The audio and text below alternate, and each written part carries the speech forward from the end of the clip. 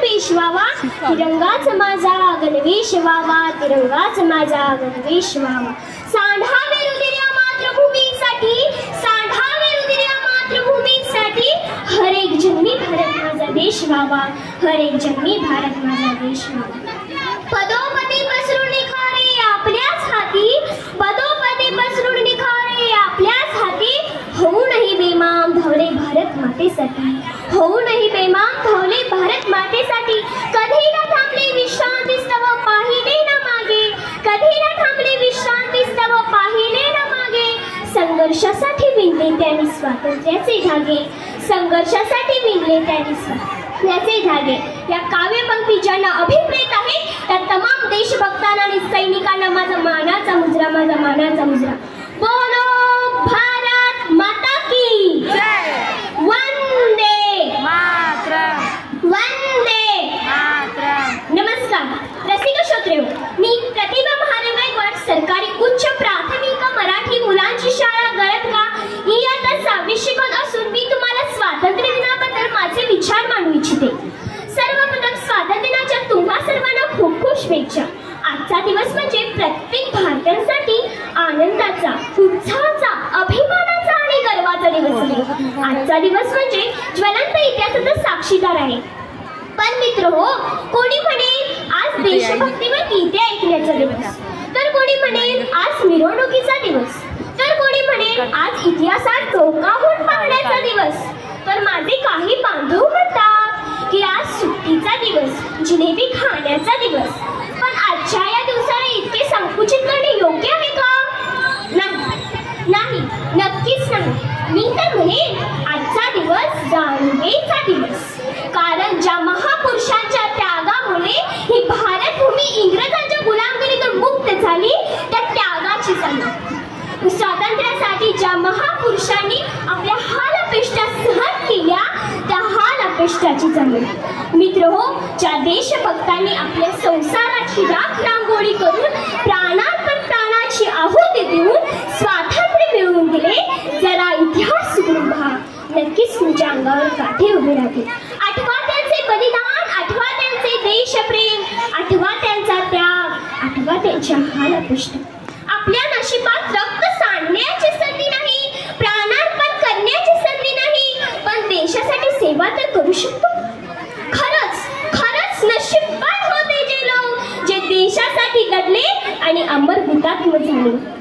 स्वराज्य हा माझा जन्मसिद्ध हक्क आहे आणि तो मी मिळवणारच अशी सिंहगर्जना करून एकाने इंग्रजांना सोडो की पळो सुनाले. तुम मुझे खून दो, मैं तुझे आजादी दूंगा, असे आव्हान देणारे नेताजी सुभाषचंद्र बोस यांनी इंग्रजाविरुद्ध लोकांना एकत्र आणले. स्वातंत्र्याचे, भारत मातेचे स्तोत्र म्हणत सागरात उडी घेणारे स्वातंत्र्यवीर सावरकर, मंगल पांडे, भगतसिंग, सुखदेव, राजगुरू यासारखे काही देशभक्त फासावर लटकलेले आहेत. 150 वर्षांच्या गुलामगिरीतून 15 ऑगस्ट 1947 रोजी आपला भारत देश इंग्रजांच्या गुलामगिरीतून मुक्त झाला. त्याचवेळी स्वातंत्र्य, समता आणि बंधुत्व यांचे मिलन घडून तिरंगा ध्वज दिल्लीच्या लाल किल्ल्यावर विराजमान झाला.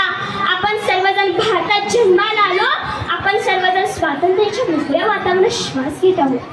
आपला देश महान संत, शूरवीर आणि नेत्यांची पावनभूमी आहे.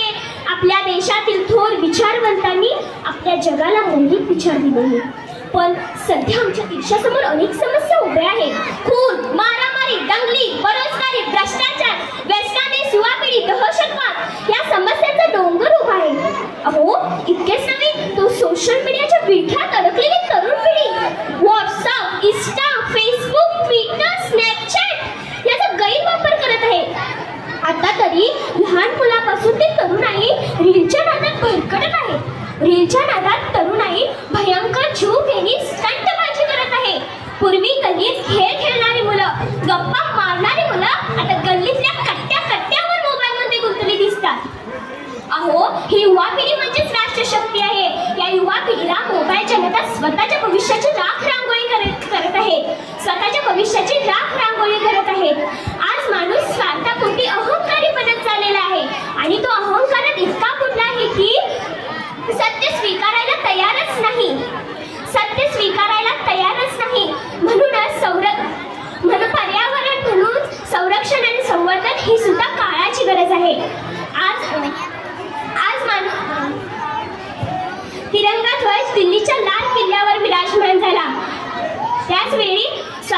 समता आणि बंधुत्व याचे विराट म्हणून दीर्घध्वज दिल्लीच्या लाल किल्ल्यावर विराजमान झाला. आपण सर्वजण भारतात जन्माला आलो. आपण सर्वजण स्वातंत्र्याच्या मोकळ्या वातावरणात श्वास घेत आहोत. मला असं म्हणायचं नाही की सोशल मीडिया माध्यम चुकीचं आहे. माझं म्हणणं इतकंच आहे की सोशल मीडिया माध्यम योग्य रीतीने झालं पाहिजे. या युवा पिढीला योग्य मार्गदर्शन दिलं पाहिजे.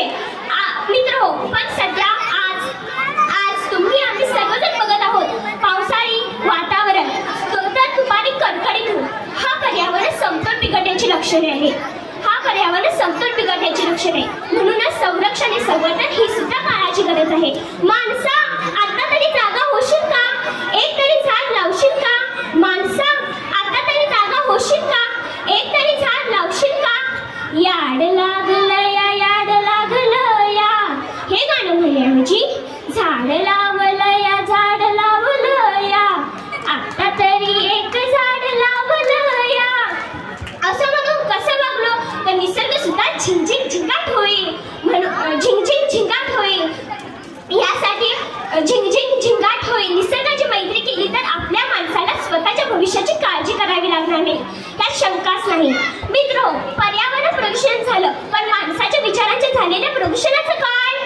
आज माणूस स्वार्थापोटी अहंकारी बनत चाललेला आहे आणि तो अहंकारात इतका बुडला आहे की स्वार्थापोटी सत्य स्वीकारायला तयारच नाही. म्हणून त्यांच्या विचारांची दिशा बदलली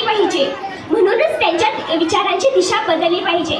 त्याच वेळी त्यांच्या मुलांना त्यांच्या आजी आजोबांच्या जवळ संस्कार रक्षण युवा पिढी करणार ह्यात शंकाच नाही. सैनिक हा देशाचं रक्षण करत आहे तर शेतकरी हा जगाचा पोशिंदा आहे. सैनिक हा देशाचं रक्षण करत आहे तर शेतकरी हा जगाचा पोशिंदा आहे. शेतकरी आपल्या देशासाठी मातृभूमीसाठी अन्नधान्य पिकविणारा, सुजलाम सुफलाम धरती बनविणारा हा माझा बळीराजा रात्रंदिवस शेतात राबतो. स्वतःच्या अन्नाची खळगी भरण्यास तो रात्रंदिवस शेतात काम करतो. परंतु 2 वेळेचे अन्नही त्याच्या नीट वाटेला येत नाही. कडाक्याचे ऊन असो, सोसाट्याचा वारा असो, जोरदार पाऊस असो, पण माझा बळीराजा शेतात राबतो. पण आज त्याची परिस्थिती खूप बिकट आहे. क्रिकेटमध्ये खेळाडू करोडाने विकले जातात. पण शेतकऱ्यांच्या मालाला भाव मात्र मिळत नाही. जर शेतकऱ्यांच्या उत्पन्नाचाही IPL असतं तर बरं झालं असतं ना. माझा शेतकरी याच्या सुखावाला झाला असता. शेतकरी आणि शेती हा देशाचा कणा आहे. या जब सस्त रहेगा इंडिया तभी तो आगे बढ़ेगा इंडिया. जब सस्त रहेगा इंडिया तभी तो आगे बढ़ेगा इंडिया. तुमच्याकडे संपत्तीचा बँक बॅलन्स नसला तरी चालेल, पण आरोग्याचा बँक बॅलन्स असला तरी तुम्ही सुखी आहात. शेवटी हा स्वातंत्र्याने इतके सांगू इच्छिते की डीजे वरच्या गाण्यापेक्षा, दारू बिडी पिण्यापेक्षा मर्दासारखं दानपट्टा खेळा, लेझीम खेळा. शांताबाई नाचवण्यापेक्षा स्वतः वाचायला शिका. केलेला वाव दया संस्कृतीला भाव द्या. म्हणजेच माझा नक्कीच भारत देश समृद्धीकडे वाटचाल करेल. विवेकानंदांचे विचार, जिजाऊंचे संस्कार, शिवशाहू फुले आंबेडकरांचे विचार यांचे आदर्श डोळ्यासमोर ठेवून जीवन जगता आले पाहिजे. शिका, संघटित व्हा आणि संघर्ष करा. डॉक्टर बाबासाहेब आंबेडकरांनी या महामंत्रीप्रमाणे वागलो तर निश्चितच देशासमोर समस्या मुळासकट पुसून काढू. सुजलाम सुफलाम देशाचे स्वप्न साकार करू. ना पूछो जमाने से किया हमारी कहानी है, ना पूछो जमाने से किया क्या हमारी कहानी है. हमारी पहचान तो यही है, हम हिंदुस्तानी है. हमारी पहचान तो यही है, हम हिंदुस्तानी है. इस दिन के लिए वीरों ने अपना खून बहाया है. इस दिन के लिए वीरों ने अपना खून बहाया है. छुट उठो वीर देशवासियों, स्वतंत्रता दिलाया है.